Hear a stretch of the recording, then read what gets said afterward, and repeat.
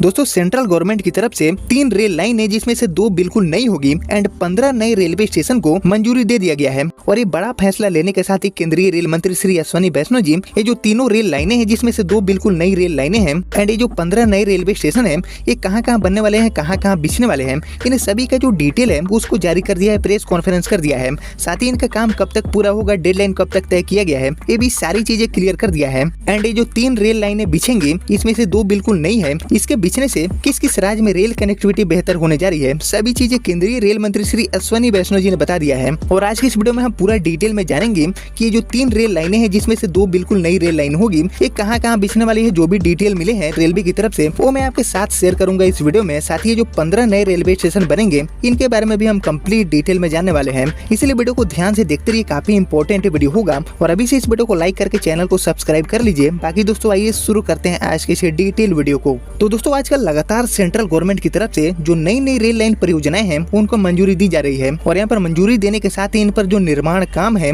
उसको भी रेलवे काफी तेजी से शुरू कर रही है। एंड इसी कड़ी में जो 3 रेल लाइनें हैं जिसमें से 2 रेल लाइनें बिल्कुल नई है, इसके भी निर्माण को जो मंजूरी है उसको सेंट्रल गवर्नमेंट ने दे दिया है। तो दोस्तों आइए थोड़ा और डिटेल में जानते हैं इस पूरी अपडेट को कि आखिर रेल मंत्री श्री अश्विनी वैष्णव जी ने इन 3 rail line and 15 railway station के बारे में क्या अपडेट दिए हैं। तो दोस्तों केंद्र सरकार ने बीते बुधवार को रेलवे की 3 परियोजनाओं को मंजूरी दी है। इसमें ओडिशा, झारखंड, बंगाल और छत्तीसगढ़ के 7 जिले से होकर गुजरने वाली इन परियोजनाओं की लागत लगभग 6,456 करोड़ रुपए है। वहीं कैबिनेट की बैठक के बाद रेल मंत्री श्री अश्विनी वैष्णव जी ने बताया कि इससे रेलवे के मौजूदा नेटवर्क में लगभग 300 किलोमीटर का जो बढ़ोतरी है वो यहाँ पर हो जाएगा। साथ ही इन नई रेल लाइन परियोजनाओं के साथ साथ 14 नए रेलवे स्टेशन भी बनाए जाएंगे जिससे कि रोजगार के जो अवसर हैं वो भी यहाँ पर बढ़ने वाले हैं। रेल यात्रा सहज होगी और यहाँ पर माल ढुलाई की लागत में भी काफी हद तक कमी आ पाएगी। दोस्तों एक्चुअली झारखंड विधानसभा चुनाव से पहले केंद्र सरकार ने जमशेदपुर, पुरुलिया, आसनसोल रेल रूट की मल्टी ट्रैकिंग को मंजूरी दे दिया है। यह झारखंड के लिए बड़ी सौगात होगी।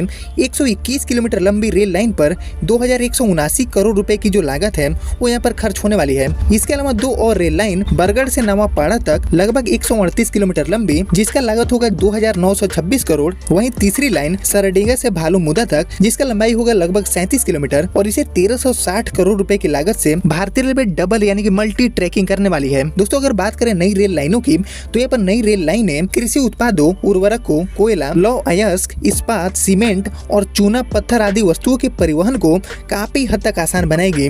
इसके जरिए 45 मिलियन टन प्रति वर्ष की अतिरिक्त माल ढुलाई हो पाएगी और इससे हरित ऊर्जा लक्ष्य को भी प्राप्त करने में काफी हद तक जो सहूलियत है वो यहाँ पर मिलने वाली है, क्योंकि दोस्तों इसके सहारे कार्बन डाइऑक्साइड के उत्सर्जन को लगभग 240 करोड़ किलोग्राम तक यहाँ पर कम किया जा सकेगा, जो कि लगभग 9.7 करोड़ नए पेड़ लगाने के बराबर होगा। दोस्तों इसको लेकर अश्विनी वैष्णव जी ने ये भी बताया कि ये सभी परियोजनाएं पीएम गति शक्ति मास्टर प्लान का एक हिस्सा है जो कि लोगों, वस्तुओं और सेवाओं की आवाजाही के लिए निर्बाध कनेक्टिविटी को प्रोवाइड करेगी। इनमें 2 आकांक्षी जिलों में नुआपाड़ा एवं पूर्वी सिंहभूम को बेहतर कनेक्टिविटी मिलेगी।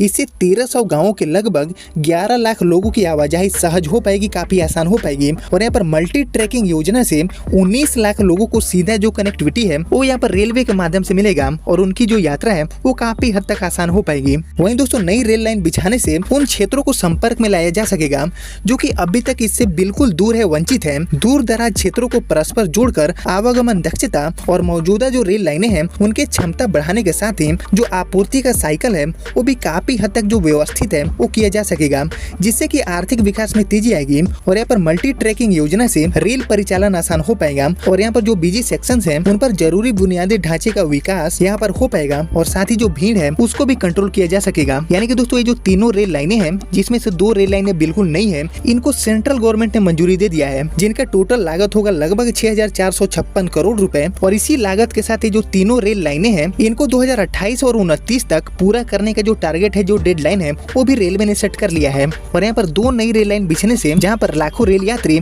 रेल नेटवर्क से जुड़ेंगे, वहीं यहाँ पर मल्टी ट्रैकिंग होने की वजह से लगभग 19 लाख से भी ज्यादा लोग हैं जो यात्री हैं, उनका जो रेल कनेक्टिविटी है वो काफी हद तक यहाँ पर बेहतर होगा, काफी हद तक अच्छा हो जाएगा। और ये तीनों रेल लाइन बिछने के बाद भारतीय रेलवे का जो टोटल नेटवर्क है उसमें लगभग 300 किलोमीटर की जो बढ़ोतरी है वो भी यहाँ पर होने जा रही है, जिसको यहाँ पर 2028 और 29 तक पूरा करने का जो टारगेट है वो रेलवे ने सेट कर लिया है। और ये जो तीनों रेल लाइनें हैं इन पर बहुत जल्दी ही डीपीआर वगैरह तैयार होकर इन पर रेलवे जो निर्माण काम है उसको भी शुरू करने वाली है। ऐसी जो उम्मीदें हैं वो यहाँ पर बन चुकी है, क्योंकि दोस्तों यहाँ पर भारतीय रेलवे अभी नई रेल लाइनों को लेकर काफी ज्यादा गंभीर है एंड यहाँ पर लगातार जो नई नई रेल लाइन परियोजनाएं हैं उनको मंजूरी दे रही है और उन पर काम को शुरू करवा रही है। एंड इसी कड़ी में जो 2 रेल लाइनें बनेंगी, इन पर जो 15 नए रेलवे स्टेशन है वो भी हमें देखने को मिलेंगे और इन 15 नए रेलवे स्टेशन के बनने की वजह से जो रोजगार के अवसर है वो भी यहाँ पर मिलने वाला है।